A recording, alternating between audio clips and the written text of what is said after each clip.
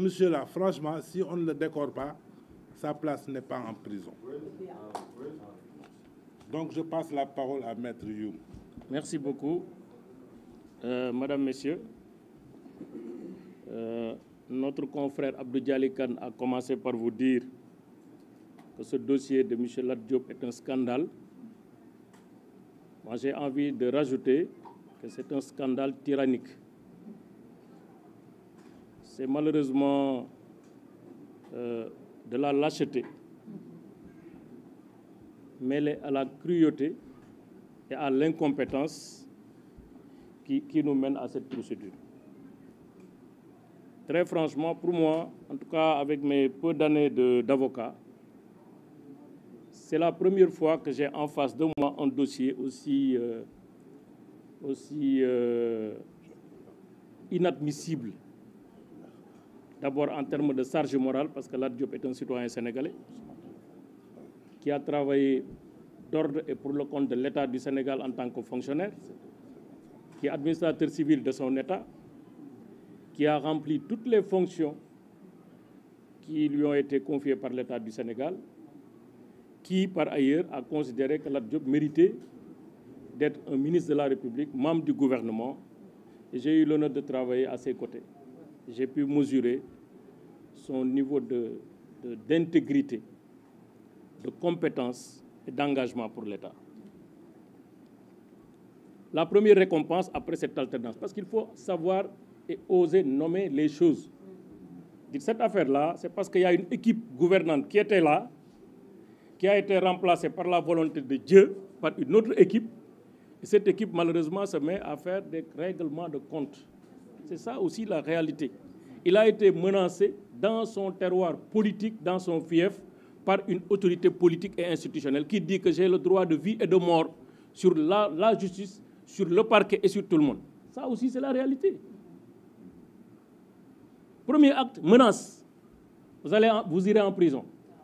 Deuxième acte, interdiction de sortie du territoire. Sans motif, sans base légale. C'était le premier acte. Arbitraire contre Lat Diop. Cet acte a été déféré. Nous avions préféré d'ailleurs saisir la CEDEAO qui a condamné l'État du Sénégal. C'est la réalité. Après ça, ils ont manipulé. Je pense que quelqu'un a parlé de marionnette. Quelqu'un qui a travaillé pendant 3 ans, 4 ans, en gardant le silence, en faisant le travail, en acceptant ce qu'on lui donne, sans broncher. Après, par miracle, il ne porte pas plainte, parce que moi, quand je suis victime d'extorsion de fonds, je dépose une plainte. Je suis victime d'extorsion de fonds à concurrence de 8 milliards 245 millions. Je dépose une plainte. Je ne me contente pas d'une dénonciation. Et il l'a dit à l'instruction. Il dit que lui-même, il ne voulait pas déposer une plainte. C'est un ministre du gouvernement actuel qui l'a conduit vers le procureur spécial, le procureur du pôle judiciaire, pour le faire entendre, ce qui explique la vitesse avec laquelle les choses se sont déroulées. Dénonciation, un jour, 48 heures après, on a en face le présumé coupable. Nous, on a porté plainte, Elhadj, dans le dossier de Farba Ngom, contre une presse. Depuis lors, ça va faire bientôt 1 mois.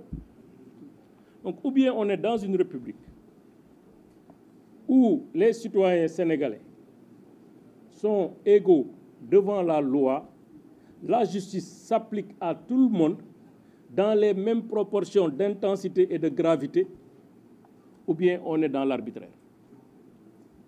Et malheureusement, dans cette affaire, il faut quand même considérer, l'accepter, on est dans l'arbitraire. On n'est plus dans des procédures juridiques.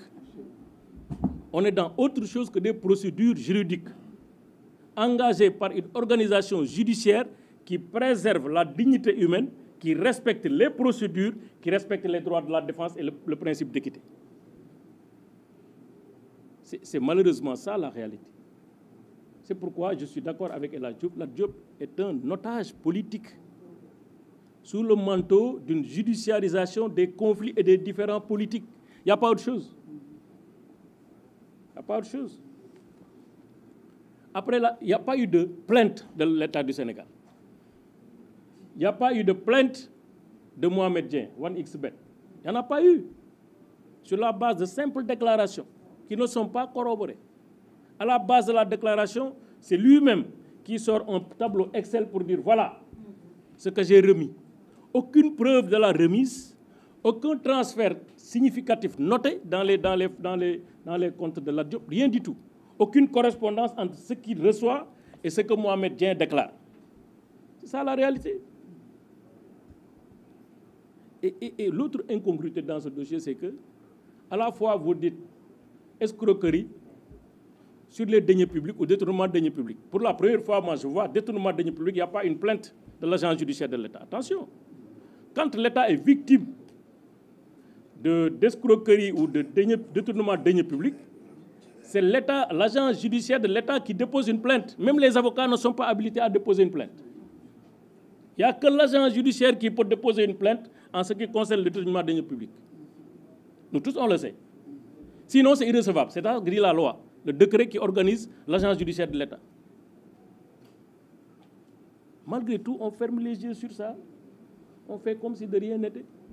Soit il y a détournement, soit il y a extorsion de fonds. On ne peut pas avoir les deux à la fois. Parce que l'argent là appartient à quelqu'un. Soit l'argent appartient à Mohamed Dieng ou l'argent appartient à l'État du Sénégal. Si l'argent existe. S'il existe. Je dis soit, c'est pourquoi je pose des hypothèses.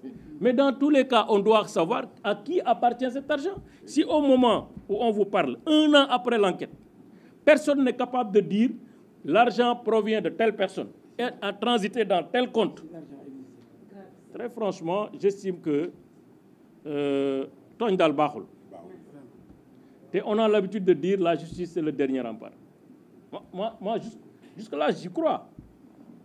Mais il faut aussi que les hommes qui incarnent la justice, parce que l'institution, ça n'est rien si les hommes qui incarnent l'institution ne reflètent pas l'image normale que l'institution doit donner aux citoyens.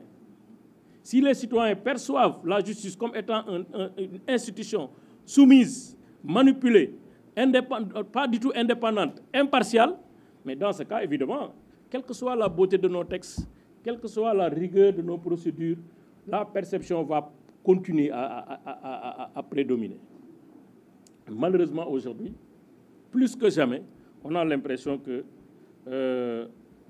les gens sont dans des procédures, d'inquisition. Parce que dañ lay jàpp ba pare après di seet lan nga def dañ lay jàpp ba pare di seet lan nga def la preuve rapport d'expertise bi rek wane na ko parce que dañ lay téye après soo ko def expertise di xool est-ce que kii def na lii wala deful lii am na kër amul kër mais loolu on n'est pas dans une procédure d'enrichissement illicite. Enrichissement illicite la ñuy xool ne la yow nekkoon nga agent public de l'État lii lañ la doon fay lii lañ gis ne moom nga am te li nga am ëpp na li ñu la doon fay te loolu dafa am procédure spécifique dañ lay mettre en demeure enquête sa bien génne ko xool sa yëf jox la ko mais rien de tout cela donc gis nga wax ak làmmiñ bu waxul dëgg wax la ci ginnaaw dëgg nit ñi bu ñu bëggee justice bi nit ñi di leen gëm doyloo leen naw leen ñoom ñi nekk ci acteur judiciaire ñoo war a njëkk a wane loolu ci nit ñi seen dignité ak seen indépendance ak seen impartialité te lii nag wax dëgg yàlla droit bi ñun ñëpp moom lañ jàng il peut y avoir de temps en temps de petites contradictions des écarts d'interprétation des écarts dans la perception mais si c'est trop flagrant ça veut dire que am na ci ñun ñii koy wax ku dul wax dëgg si c'est trop flagrant am na koo xam ne yaa ngi def njubadi nit bu ñu ko jàppee ne détournement de deniers publics parce que loolu sax moo tax ñu def ko mandat de dépôt bu dee détournement de deniers publics mandat de dépôt bi c'est obligatoire waaw léegi yow li ñu la dénkoon LONASE kenn newul yow lii nga fi jëlee ci LONASE parce que loolu il faut nga génne ko ci kees yi détournement moom foo ko dégg mooy xaalis bi dañ ko utiliser à d'autres fins wala dañ ko orienter wala dañ ko jël kenn waxul la ne compte sangam compte bancaire sangam wala compte trésor sangam 1 franc génn na fa dem ca poosu Lat Diop wala dem foo xam ne Lat Diop moo ko fa yóbbu ci coobaram amul soo amee nañ ko wax na parce que génn leeral nit ñi loolu amul extorsion de fonds nga ne yow waa ji daf ma doon menacer di ma violenter di def loo xam ne nii daf may mënuma ci résister mais un homme d'affaires de son rang qui représente une compagnie russe à un certain moment de son audition il dit d'ailleurs man bàyyi woon naa bay dem moom moo ko wax de am déet kon kay kooku mën na résister et du benn société la am juróom-ñetti société wala juróom-ñeent gis naa ñu ko koy limal kooku affaire li muy def fii Sénégal c'est peut-être rien par rapport à son chiffre d'affaires global kon le fait qu'on ait tenté même de modifier si on li muy wax dëgg la c'est pas une violence c'est pas une menace non parce que c'est pas une contrainte parce que contrainte bi mooy lii c'est vital bu doon benn société nga am benn activité benn source de revenu mën nañ la ci sonal peut-être mais yow yaa ngi Guinée yaa ngi Mali yaa ngi feneen kooku bu ñëwee toog ci yow magum jëm di brasser ay milliards di liggéey fu ne ci àddina bi ñu ne parce que dañ ma mettre pression moo tax ma joxe xaalis bi mais kooku da nga ko war a njëkk a téye yow bu dee dëgg am na ci dëkk bi kooku nga war a njëkk a téye def ko ci kaso bi soo ko xool na ko muy tuumaal dans quelle mesure li muy wax dëgg la mais dëgg amatul fii dëgg amatul fii.